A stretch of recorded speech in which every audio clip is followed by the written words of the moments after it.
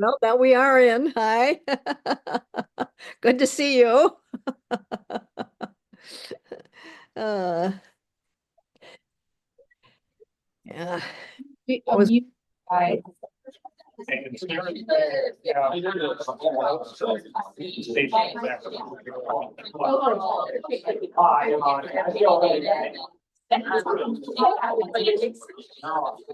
I unmuted.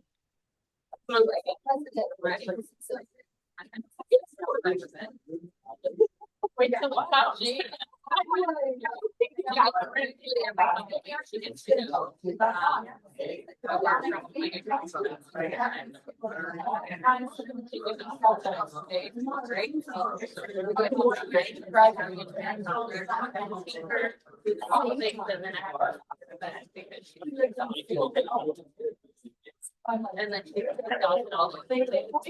I love them for free. Lifestyle, love it. Yeah.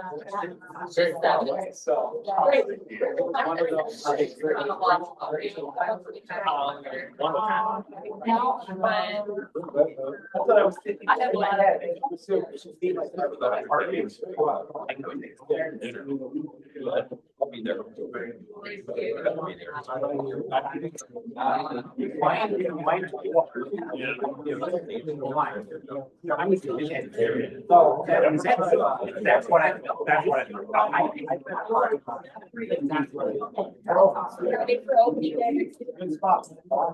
Oh, good. I didn't know speak. Oh, hey.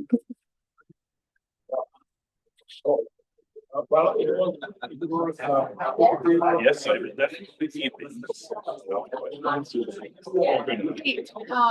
So our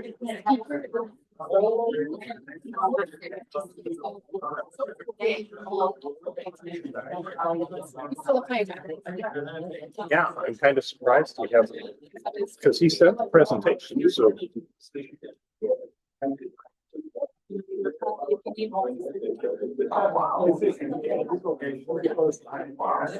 Reasonable turnout. Colin is going to introduce him.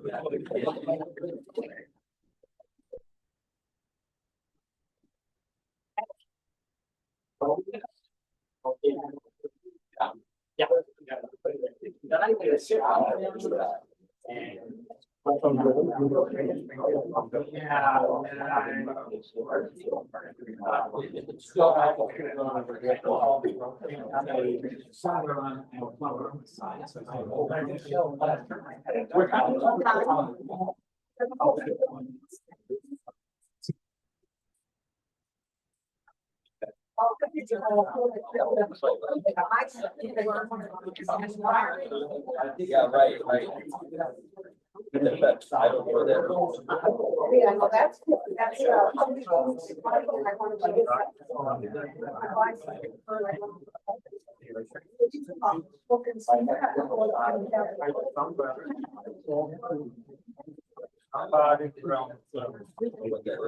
There we go.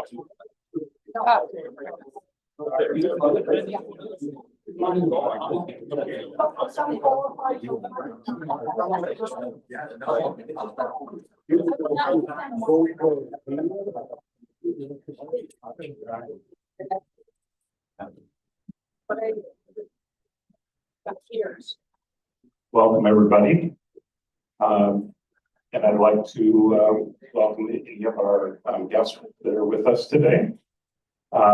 Today is going to be a fun day. We've got a wonderful speaker, and I think he's going to touch us in a special way. So that's great news. This month is Water Sanitation and Hygiene Month. And then, as you are all aware, this year, Stephanie Urchik celebrates the magic of Rotary. Audrey, would you help us with the four-way test today? Please join me. Should be on. Okay. Huh? Please join me. Tell you what, I'm not hearing it. So I'm you not use hearing this it one. either. Okay. Of all things we think, say, or do, first, is it the truth? Second, is it fair to all concerned? Third, will it build goodwill and better friendships? And fourth, will it be beneficial to all concerned? Nope, nope. And fifth, will be one. Sorry. Okay. Could you all, please stand and join me in the Pledge of Allegiance? I pledge allegiance to the flag of the United States of America and to the republic for which it stands, one nation.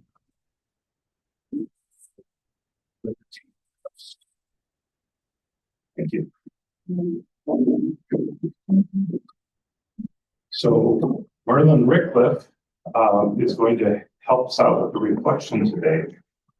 Want to thank him because I asked him just yesterday or something like that. But I very much appreciate his help. He indicated he had a few reflections to share. I'd love to, but this. Thank you.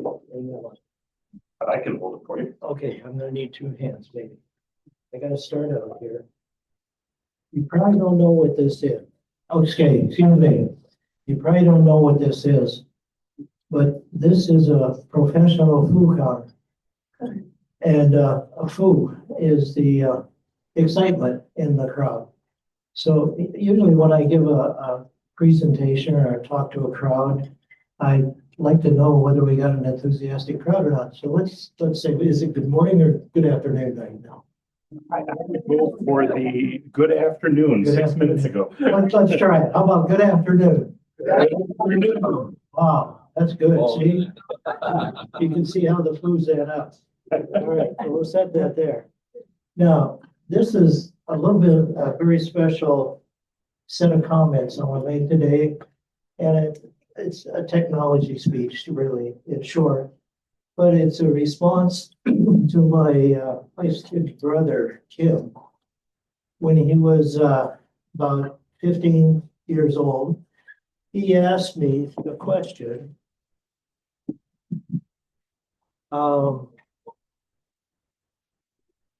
What is a nanosecond? Now, in our lifetime, many of us have been through microseconds, and we've eventually evolved into nanoseconds and terminology that goes beyond that. But at that time, he was questioning what's a nanosecond. Well, interestingly enough, I wrote the answer, I rolled it up, and how many of you know what a 16 gauge shotgun shell looks like? Okay, well, I had rolled it up and stuffed it in a used 16 gauge shotgun shell and threw it in my drawer. But when you move a few times, it's amazing what you discover. I found this 16 gauge shotgun shell. I had finally put this in there 60 years ago. And I pulled it out. I had to tape it a little bit. It's pretty fragile. But let me read you my answer to his question. What's a nanosecond?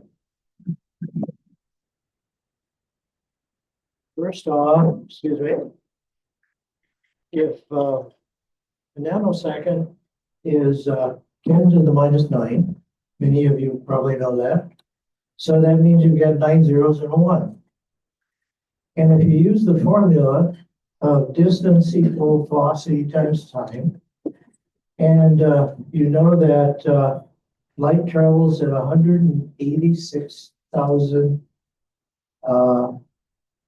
miles a second, and there's 5,280 feet in a mile. You'll work that out and it comes out to be 0.98 feet in a nanosecond. Now, that's interesting. That's a pretty short distance in a short period of time. But one of the things I was going to do is, again, go back to my foo counter. And as you're looking at that, you're all about 20 feet, 30 feet away. Every time that blinks, it's taking approximately 20 nanoseconds to get to you. So that's a nanosecond. That was my answer to him. And that's my words of wisdom for the day.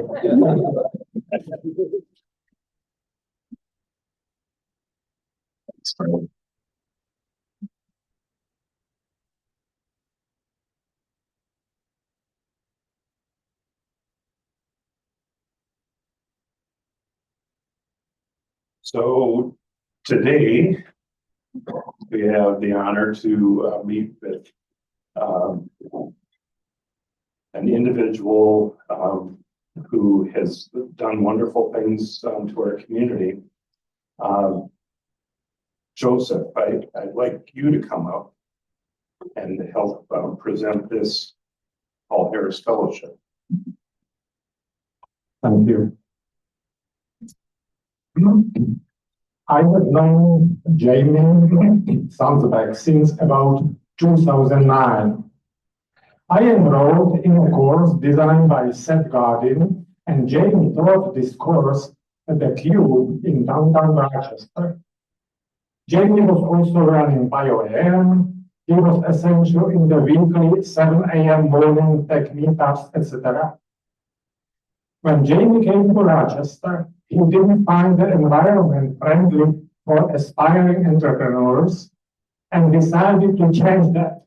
He founded a Collider, a place where people meet in the same way that elementary particles collide in Collider. So he is the founder of Collider to support early stage entrepreneurs. His first Collider before Collider Foundation used to be in the historical Carnegie Mellon brick building above Boulevard Kitchen. Jamie is dedicated to working with entrepreneurs and has a passion for medical and life science innovation. He currently serves as a partner relationship manager with Mayo Clinic Partner Accelerator, a 20-week accelerator for medical AI companies.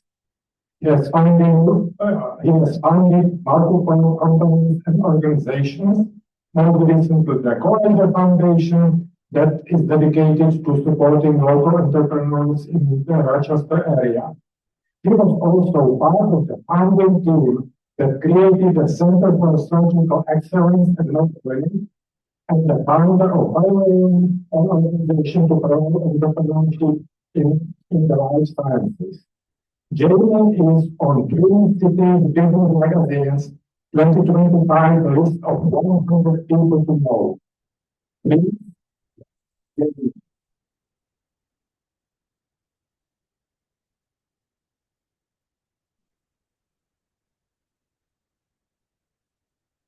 Jamie, one of the honors I have as president is to present Paul Harris Fellowship recognition pins to our club members or members of the community. The Paul Harris Fellow, in this case, has been gifted points that our club has accumulated. Paul Harris is named for our founder of the Rotary, who started Rotary in Chicago in 1905. Rotary established this recognition in 1957 to encourage and show appreciation for substantial contributions. From an initial fund of $26, this foundation has grown to over $1 billion today. The Paul Harris recognition acknowledges individuals who have contributed or made or have had contributions made in their name to the Rotary International Foundation in increments of $1,000. And then subsequent levels increase for each subsequent $1,000 level. So we want to congratulate you. You're joining a club of over 485 current and former Rotary Club of Rochester members as Paul Harris Fellows. And it gives me great pleasure on behalf of the club and Rotary International to present these tokens of our appreciation for your actions in the community. So I have a Paul Harris lapel pin, if you could help with that. You do.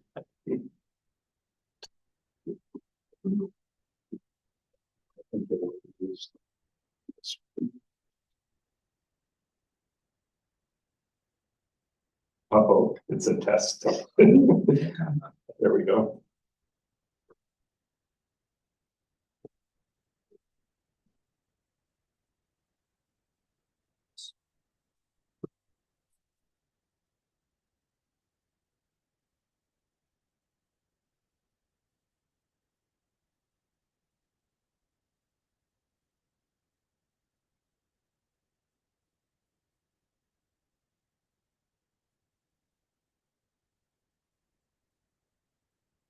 Not bad for the first thing.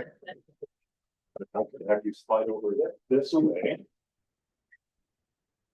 So, Jamie, I have a certificate that is for this Paul Harris Fellowship in appreciation of tangible and significant assistance given for the furtherance of better understanding and friendly relations among people of the world. So, Jamie Sumner. Thank you. Our newest Paul Harris Fellow.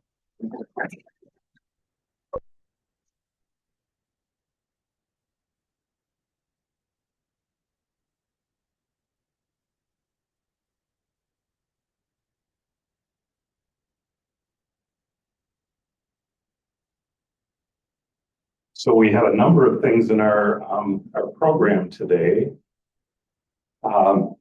As you know, Lori has continued to work hard, excuse me, on the communication for our 100th anniversary event, providing us with these moments of time on our website in the Moccasin Flower. We had gone over this one in previous meetings, but again, thank you, Lori, for your work on this. Very much appreciated. For our happy thoughts, I don't think Frank is here today, but I think we will start this by handing it off to Mr. Sperling. And I know a couple of you have contributed more than the $19 for the meal. I did, and with my dollar, John, there it is. I'm going to present the first happy thought. And my happy thought is for Frank Allen. You notice he's not here today. He is celebrating his 40th anniversary this week. So congratulations to Frank on your 40th anniversary.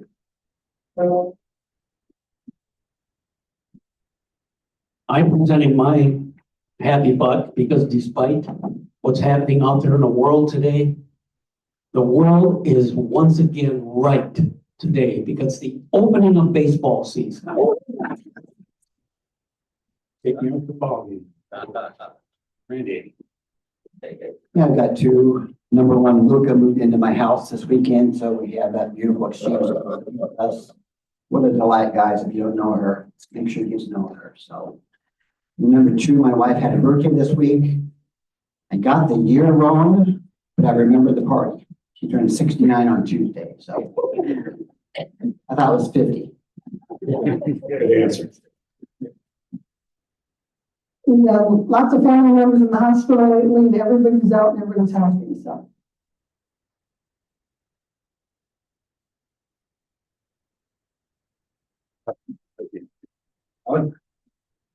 I have good news from Lois Nelson, who is with the Owatonna Rotary Club, that the district has agreed to match our $3,000 that we raised for the Statues for Equality. And this is a project of Mayor Norton to recognize the role that women play in advancing social and society in meaningful ways. So as you may or may not know, Owatonna Club was the original sponsor in 1925 of the Rochester Rotary Club. So we'll hear more about this, and I'm looking forward to this statue when she arrives. She's being founded in Australia, and we've seen the clay version of her, and it's really kind of takes your breath away. So stay tuned for more. Ellie, do we have any idea when that might happen? I'm envisioning it's probably going to be late summer or fall. We did go to Central Park with the Park District and with the landscape architect to look at locations of where this would be. And I think it's really going to be a feather in Rotary's cap that we can make this alignment of our support for, gosh, what was it, 1989 when women were, 1987, but 1989 was the first woman inducted into Rotary. So nice for equality. In Central Park. Yeah. In Central Park. I know I haven't been here as of recently, so I'm trying to get more consistent comments. So sorry about that. But my happy thought is me and my wife are going to be expecting our third child in June, and third time's a charm because I'm getting my boy. Congratulations, right behind me. We're gonna get there, Heather. And my happy buck is in celebration on Jaime, one of our members who's he got in at his number one choice and will be heading off for residency to Boston College or Boston University.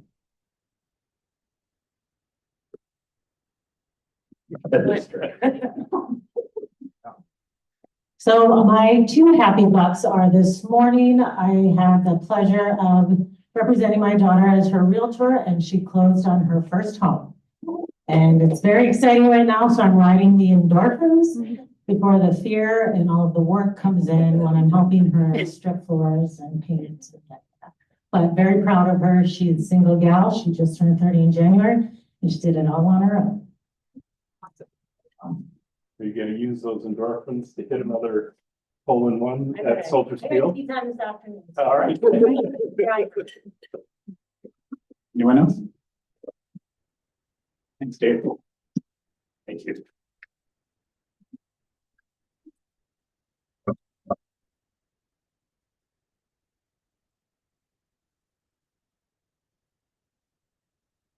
So we have a number of March birthdays. We had the opportunity to go over a number of those. One that I would like to recognize separate from this list, because I don't know. It's Lois Neatz's birthday today. So happy birthday to Lois, a longtime friend of this club. And then we have a number of anniversaries. Leading this is a 54th anniversary for LJ. And Steve Sponzel, 25 years. So you can, and then there was one more at the bottom for 28, Suzanne Dennison for 28 years. So a number of big anniversaries. Congratulations to all of our anniversaries for our Rotarians and to the birthdays for the month of March. So we have a number of activities coming up, and I want to go through a couple of these. The 100th anniversary planning is continuing, and I have two individuals that are going to talk with us about our 100th anniversary planning activities. First, Vicki, and then Audrey would like to share some information about the auction.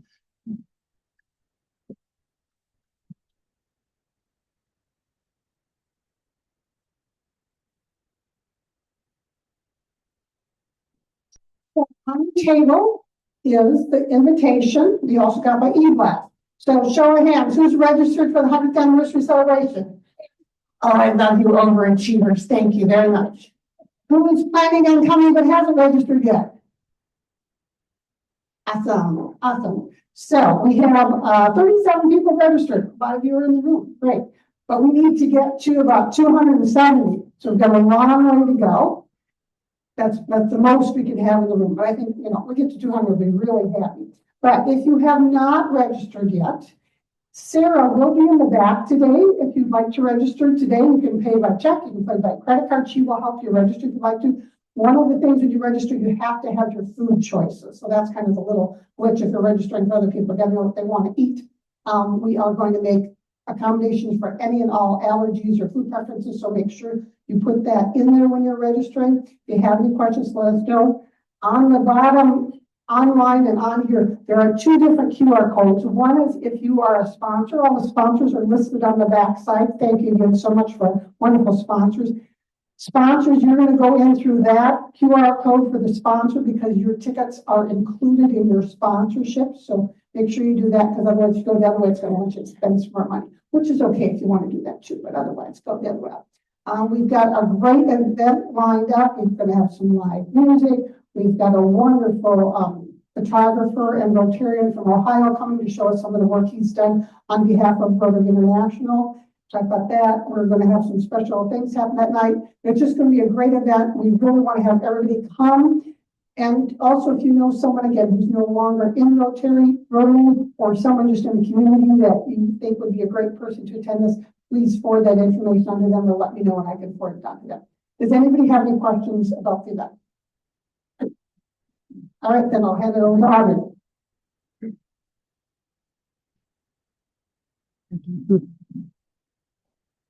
So as part of the 100th anniversary celebration, the Community Foundation is going to be having a silent auction that night. And so I want to thank everybody who's donated so far. If you have any ideas or suggestions or something you would like to donate, please see me or Don after contact us anytime.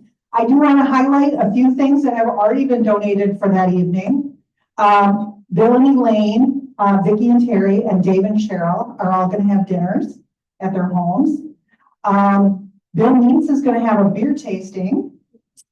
We have some theater tickets. We have some private Tai Chi lessons. We have a mobile sauna rental and a guided 4-day, 3-night trip to the Boundary Waters. So those are some of the things coming in. So if you have ideas or, let us know, and we hope you'll continue to support the Community Foundation. Reminder that the endowment that's part of the Community Foundation is what funds our programs, Youth Exchange, the ethics program, all of the things that are happening. John. Not a Tai Chi, but a Tai Chi shop. Oh. My wife would- Okay, I apologize. I said it wrong. Okay. Thank you. I did not know the difference. Okay. Any other questions? Okay, thank you. We appreciate your support. Thanks, Audrey. And Audrey, who's leading that Boundary Waters tour? That'd be me. Yeah, that would be. I've been up to the Boundary Waters a few times, but it's always been for clearing trails. So I would really enjoy going up there on more of a vacation mode. So it's an exciting opportunity. Our Channel One volunteer opportunity continues on a monthly basis. The Rotary Make Peace Visible Conference is May 2nd through the 3rd. The 2025 Jeremiah for Kids dates are May 20th and September 16th. So please block those off on your calendar so you can help. The C2C Education Summit fundraiser, the first of those occurred on March 23rd. Marilyn, I think, is online. Marilyn, do you want me to just speak to this or? I think I will. Okay. So really great news. We had wonderful participation by our club and others in the community for this event. We raised $600 towards the C2C program through this event. So a big thanks to all of the volunteers that stood at the door and passed out the flyers as people were going into the restaurant. And then also for those of you who came to dine that night, and for those of us who had takeout that night, all of you contributed in different ways. So thank you very much for the help with this program. Also, and this is new, And the registration isn't even up yet. It'll be up in April, but the celebration of clubs will be at Bunker Hills Regional Park on June 5th. So more information to come on that event. An event that's happening fairly quickly is the district Rotary District Foundation event at the Tap Room in Northfield. And if you go to the next slide, so it's April 1st from 5 to 6:30. There's a free beer and appetizers. There's a short foundation program, and then social time with local clubs and various prizes. So I think I'm going to try and attend that event personally, and I'd love to see other Rotarians there as well. Stuart, I did a little bit of editing on our slide with the Chamber of Commerce because some of these events had already occurred, but you can see that on April 4th, there's an AM Espresso. On Thursday, April 3rd, there's a workforce development program.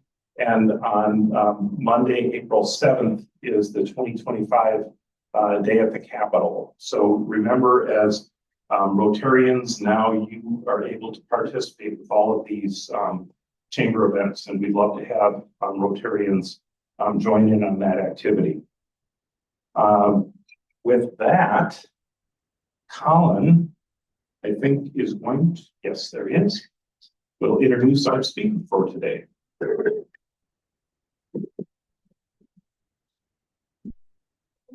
Yeah, I noticed that. Wipe that out. I want to thank Randy for stepping in at the last minute. We had a cancellation today for our program. I'm the chair of the program committee, and Ben Wilson is sitting at my table. And we're looking for Rotarians to do a rotation day. And I know I talked to you maybe last year, but I'd like to come to a business that for a rotation day. So I need to talk to Ben before he leaves. And he said, Jamie, I'd like to talk to you about maybe presenting. So maybe talk to me before you leave today, and I'll see what kind of a speaker you are. And then we'll decide whether you should come back. But I think you should come back based on your bio. I think you should probably come back. The best ideas for speakers are you in this audience. And, maybe it's a neighbor, maybe it's a work colleague, maybe it's somebody in the community, someone who's retired. And if you know of someone, if you can let me know, or Suzanne Dennison know, but if you can let me know, I will vet them. And we're booked out. The great news, we're booked out through June. And I need to talk to Steve about what our program should look like in July and beyond. So we've got 3 months of great programming. So Randy is no stranger to this audience. I will tell him hard stop at 1 p.m. I'm a real stickler for time, man. Hard stop at 1 p.m. because at 1 p.m. I'm leaving because I got PT to go to. So I'm gonna introduce Randy. Most people know, well, his title, Understanding Loss, as a griever, as a supporter, and as a friend. Most people don't know. Maybe I'll just say this. Randy survived the death of his 2 daughters, Janelle, age 19, and Amy, age 9, and his mother. All 3 were, I'll try to say this, all 3 were killed by a distracted semi-truck driver. Randy will share his loss, grief, and survival. And we should have had Kleenexes at the table. But Randy, thank you. Thank you, Colin. Imagine it's 2 o'clock in the morning. You can't sleep. You're crying so hard your body hurts. You can't feel anything. The sudden loss of your loved one, a child, a spouse, parent, grandparent, or even a good friend, has left you so emotionally drained, you are uncertain if you can survive. You are not sure that you want to survive. It just hurts so much. Next slide. So, July 22nd, 2003. We're home having dinner. Somebody knocked on the door. It was the county sheriff. We thought he was collecting money, and then he came in and told us that, he asked me if I knew a Gene Stalker, and I said yes. And then he said that, well, Gene was killed in a car wreck today. And then he told us that our 2 daughters. Next. That's Mom. Just slide over here. Been married to Dad for 49 years when she was killed. Next slide. This is Janelle. She just finished her freshman year of college at Drury University in Springfield, Missouri. Next slide. Amy was just 9 and just finished 3rd grade. She was so excited about being in a TAG program at 4th grade, Talent and Gifting Program. She just got the letter a few days before she was killed. So what happened? Janelle wanted to spend more time with Grandpa and Grandma when she went back to college. So I thought that was a wonderful thing for an 18-year-old girl to do, so I encouraged it. I made her take her 9-year-old with her. So I made her take Amy. And then 2 days later, they were all deceased. So what we'll talk about today,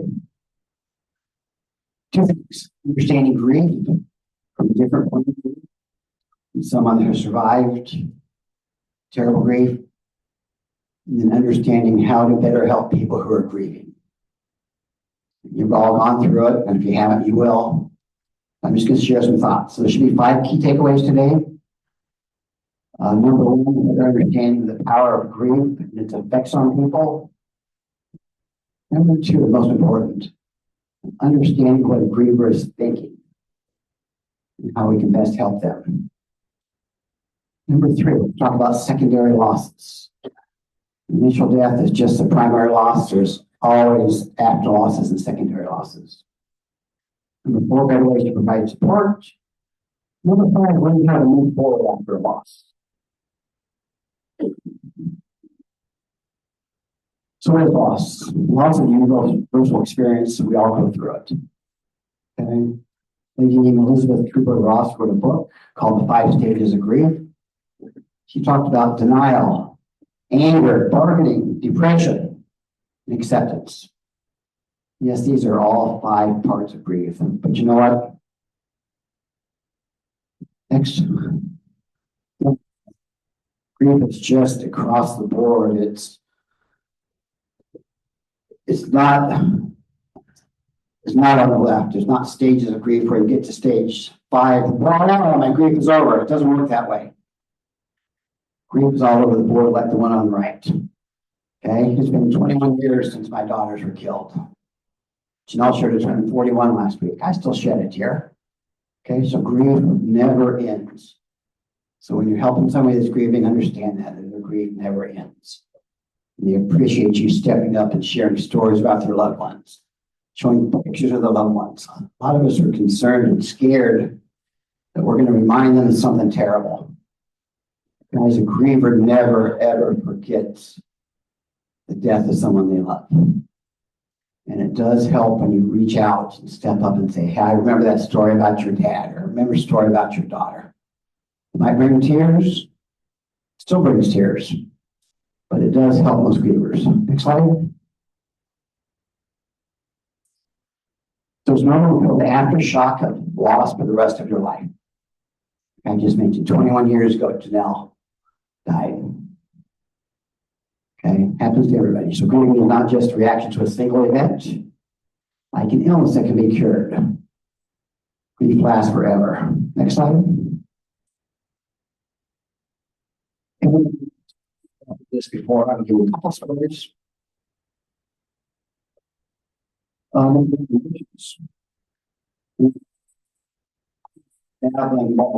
Couldn't stop crying, couldn't function, couldn't think, couldn't drive, couldn't anything. My wife couldn't shed a tear. Okay, it took her 5 months to shed that first tear about the loss of her daughters. You know why? She couldn't believe they were gone. She kept thinking they're going to knock on that door anytime, come back into our house. So finally, on Thanksgiving Day that year, she finally broke down and realized they're up in heaven. Next time she can see them. Number 2, religious thoughts. Char's baby religion. She still doesn't go to church all the time. It killed me to think that God didn't protect my daughters. Okay, it was so hard. So I would go to mass every Sunday. About halfway through mass, I'd start crying, saying, "Why am I here today?" And I'd go out to the cemetery to be closer to my daughters. I was just a basket case. So one day I was out there calling, yelling, kicking, screaming, and cussing, which I did an awful lot back then. Somebody walked up with their hands on my shoulders. He said, "Son, what's going on?" And I told him that I was blaming God for not protecting my daughters. And this guy explained free will to me. And that changed my life, guys. It probably saved my life. But he said that God didn't kill my daughters. God gives every one of us free will. We make right decisions, wrong decisions, good decisions, bad decisions. And that truck driver had the same free will that we all have out here. And that truck driver made a terrible decision that cost the lives of three amazing people. So after that, instead of blaming God for taking my daughters from me, I started thanking him for the 19 years I had with Janelle. And with Amy. Next slide. So what was great for River? Thanks, so crying out 20 years later. Grief is terrible, okay? So like the journey is really messy. Comes and goes. I've heard described as both physically and emotionally exhausting. Okay, so if you're helping somebody that just lost someone, you need to understand they're not the same person they were the day before. Their mind has changed, their emotions have changed. And us as friends and families and helpers and bosses need to understand that they're not the same person they were before. They'll probably never be that same person. Multiple emotions are tied together. People can be sad, mad, angry, frustrated, mad, all at the same time. Okay? You need to understand this as friends and family. Concerned about the future. We all have dreams, don't we? A lot of our dreams involve love. That person is gone. Does that change our dreams? Absolutely it does. So once again, we need to understand that. Everything has changed. Next slide. Next two slides are 10 points that I think are the most important part of my presentation. But as a griever, we need to understand these things. But as a griever, please be patient and understanding with me. I've been through something just god-awful terrible. Please be patient and understanding with me. Number two, let me grieve my own way in my own time. I just tell people what to do. We're all bosses in here probably. Tell people, get your ass back to work. Okay, quit crying. I've been crying for 2 weeks now. Why are you mad? They died 2 weeks ago. Okay, we all say stupid things. Let a griever grieve in their own way in their own time. Be there as a friend. Be there as a supporter of that person, not as a boss. Number three, don't try taking away my pain or fixing my grief. You can fix a broken arm. You can fix a broken finger. You can cure a headache, but you can't fix grief. Don't ever try to fix grief because it's not fixable. Number four, please forgive me if I say something stupid or insensitive. When I saw so many people when I was angry about the death of my daughters. I saw somebody out there that had their kids with them. They were having fun and laughing. I get so mad because they were having fun with their kids and I couldn't have fun with my kids. I saw a beautiful blonde girl walking away from that. I thought, oh my gosh, that's Janelle. When I realized it wasn't. So I said a lot of dumb things. I upset a lot of people because they didn't understand what I was going through. And we'll all have that opportunity too. Number five, share your stories with those people. If you work with somebody and their spouse died or something, tell funny stories about them. Bring it up. Okay? People that are suffering loss want to hear about their loved ones. Yeah, they might cry, but they really appreciate it. So don't be scared. Don't be scared to show them something or tell them a story. If you're not comfortable, say, hey, I remember this story about your dad. Can I share it with you? And they're going to say yes every time. Next slide. Number one, cliches. I hear so many stupid cliches, it was just terrible. Time heals all wounds, did you know that? I didn't heal squat. They went to the place. So I thought living with me and my wife in Quincy, Illinois is a pretty darn good place.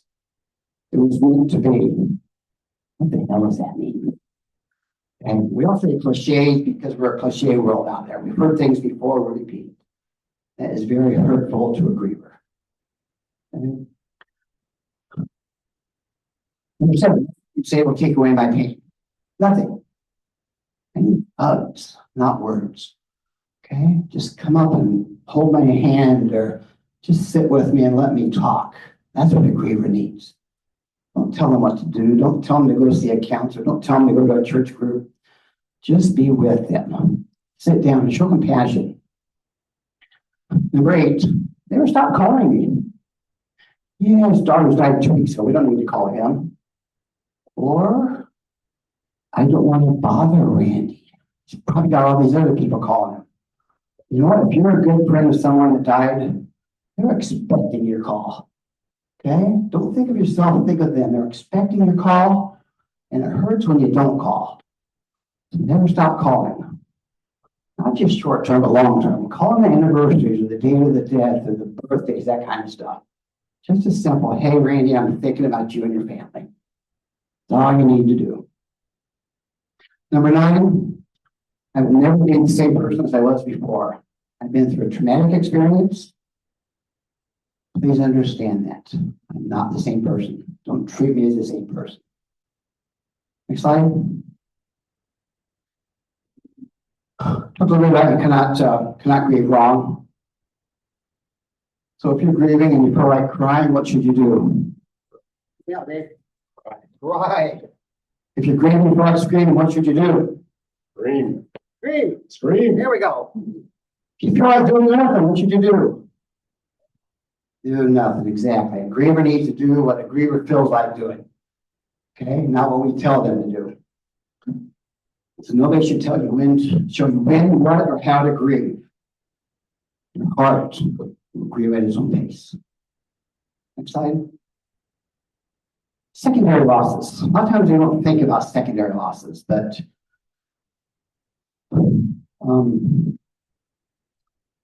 couple of examples. I always dreamed of walking my daughters down the aisle. That's what dads do, right? I would never get the chance to do that because my 2 daughters are gone. So I went to some funeral or some weddings. Same thing sometimes. Went to some weddings of some good friends and I cried the whole time because my best friend was walking his daughter down the aisle. You gotta think about that kind of stuff. So secondary losses, things like that. I lost the chance to walk my daughters down the aisle. We did adopt a new girl. She's 21 now. So I'm still alive when she marries, I'll still have that chance. But for 20 years, I didn't have that chance. Friendships. Friendships change when somebody dies. Okay, our friends revolved around our daughters, soccer coaches and soccer players. Okay?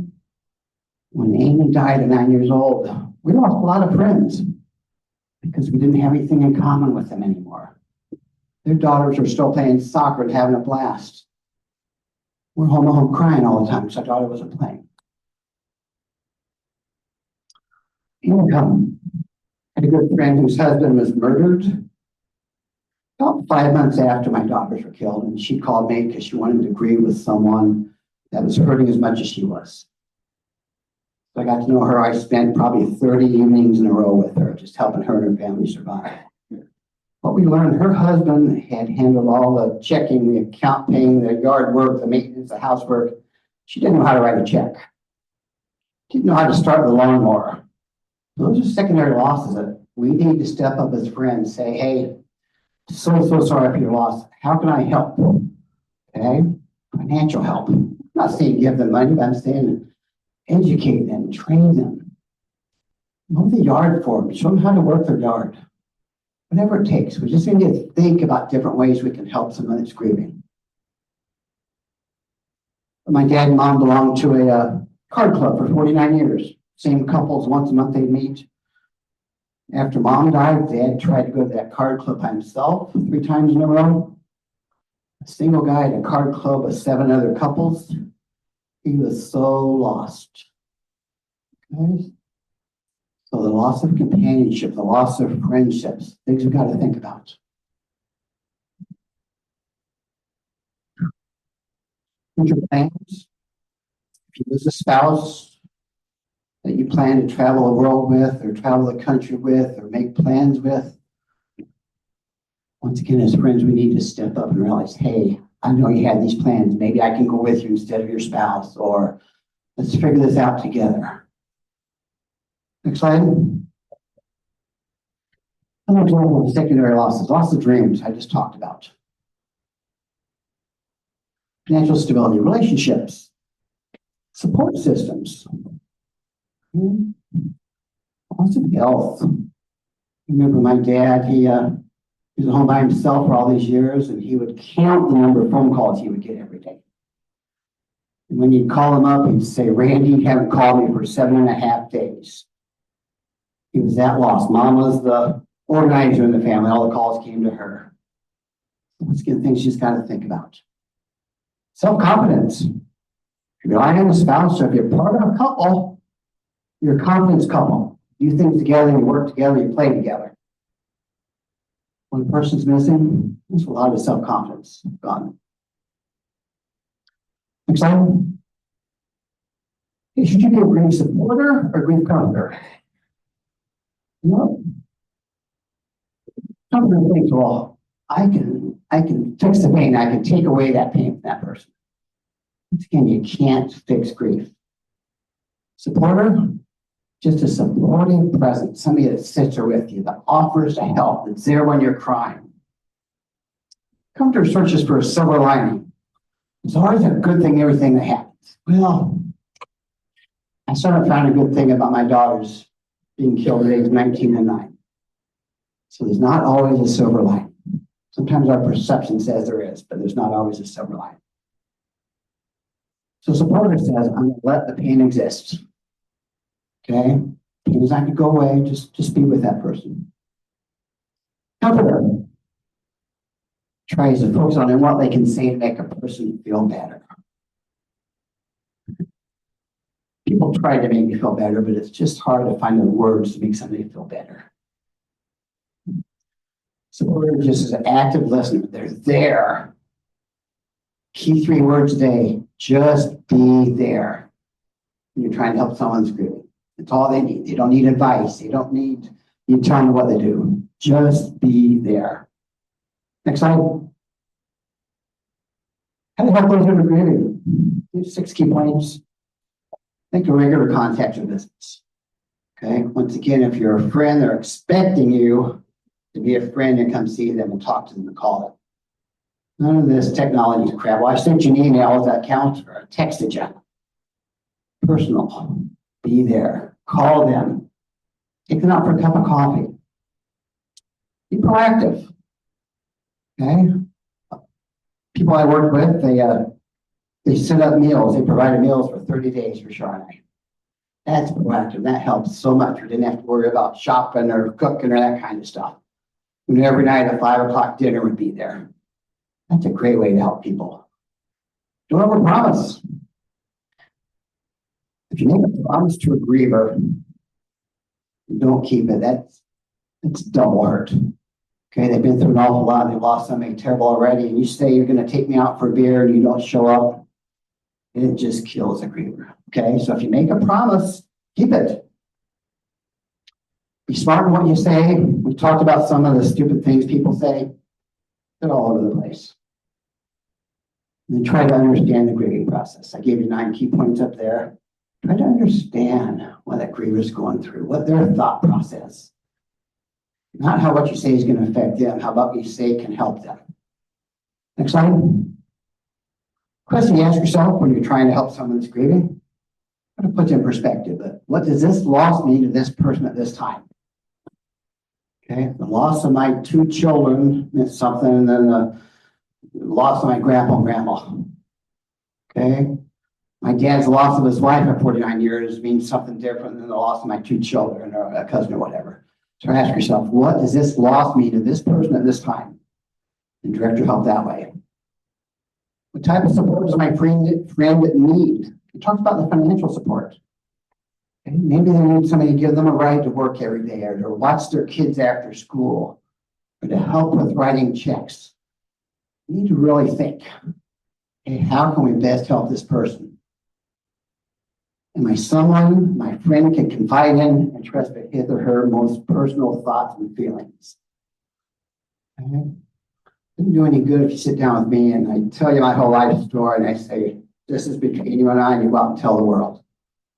Okay, that's losing something very important to that person. And the fourth one, am I someone there when others walk away? And people do walk away. People used to like the Randy Stalker who would go to the bar for a beer, go bowling, or play softball, or have fun with the kids. That guy was gone. They still want to be with Randy Stalker because now he's just a crab. He cries all the time. He's mad at the world. If you're really a good friend, you need to understand that that person's life has changed. Next slide. Okay, reaching out. Don't assume that others have reached out first. Okay, we all try to make excuses. Okay, well, I'm not going to call them because everybody else is calling. I'm not going to stop by because they've probably got all the food they need. Figure it out, guys. Make a good decision how you can help. Be genuine. Girls want to know that others can. We want me to hear it. We still get cards from people that never know our daughters saying, hey, we're still thinking about you guys 10, 15, 20 years later. And that means so much to us. Just people thinking about you, thinking about our daughters. Exciting. Good thing. Let people tell their stories. We talked about sitting down and being quiet and just listening. Let them tell you their stories. Let them know how they're hurting. Let them tell you how you can help them. Okay? If you're interrupting all the time and you know up here how to help them, you're wrong. Let them tell you. Give them permission to cry. Sometimes somebody that's really hurting, I'm going to suck it up. I'm not going to cry in front of Dave. Don't think I'm a wimp. Give them permission to cry. Give them permission to get sad. They need it, guys. Okay? Don't make them be a man. Be sure that you're there for them and their family. Okay? Most people have families. Not just there to help Randy Stalker, you're here to help Randy and his family. So always keep the family in mind. And then the last thing, tell them you're sorry that you can't make things better. Because we can't. We can't. Next slide. Things that hurt grievers. Comparing losses. We do a lot of presentations and people come up and they got to tell their story about their loss. And I listen because I'm a compassionate person, but really doesn't make a griever feel good when you stand up and you tell your story when they're, when they're hurting. Okay. One of my bosses, believe it or not, worked for the company for 18 years. And at the funeral, my boss came up and said, Randy, I know exactly how you feel. My best hunting dog died last week. Isn't that amazing? He's a good guy. He didn't mean to hurt me, but that's the way the thought process goes. He's comparing a hunting dog to the loss of my 3 family members. Still bothers me. How are you doing? What a dumb thing to say to somebody that just lost somebody. Hey, how are you doing today? How the hell are you doing? My 2 daughters, my mom died yesterday. Okay, so be careful what you say. Okay? I'm here for you. I'm thinking of you. Not how are you doing? You're doing terrible. At least she is no longer in pain. That's a dumb thing. Last one, God doesn't give you more than you can handle. I heard that so many times. You know what? God really tested me. Really tested me, but it's true. We've been able to handle it. It takes time. Most of us can get to that point. But it's not a good thing to say short term. Next slide. Time heals all wounds. You can't stay sad for the rest of your life. She's in a better place. You can have another baby. Imagine saying that to somebody that lost a child. Have another baby. 1 minute. Okay. Next slide. Next slide. Will I ever be happy again? A lot of people ask that question. They still ask me that question. I say yes. You think about it, ask yourself, what would your loved one that died want you to do?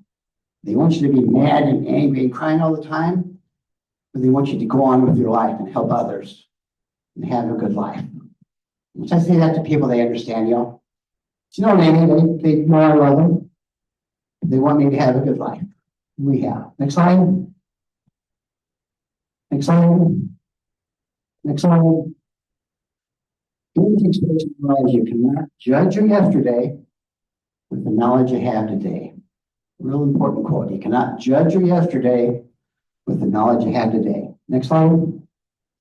Next slide. Yeah. Grief never ends. Grief is something they adjust to their life. Okay. Next slide. Okay. Thank you for your support and your time. This is the book I wrote. I wrote it after the girl's been gone for 18 years, called Hugs Help. If you want to buy a copy, I got some back here for $10. All the money will be donated to the Rotary Foundation. Okay, so help yourself. And I bought 12. If you have any questions or if you have any other organizations that are looking for a speaker, it's not a fun presentation by any means. But hopefully I was able to share a few things with you all that will help you help others. Thank you for your time.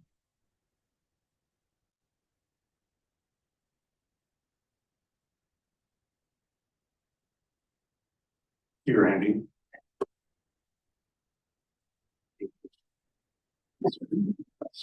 How do you help? Thank you.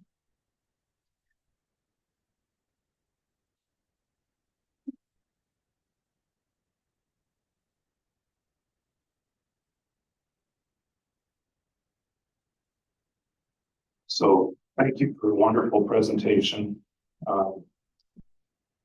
Something that I think after hearing this will help us all when we're working with and trying to help somebody who's grieving. So thank you very much, Randy.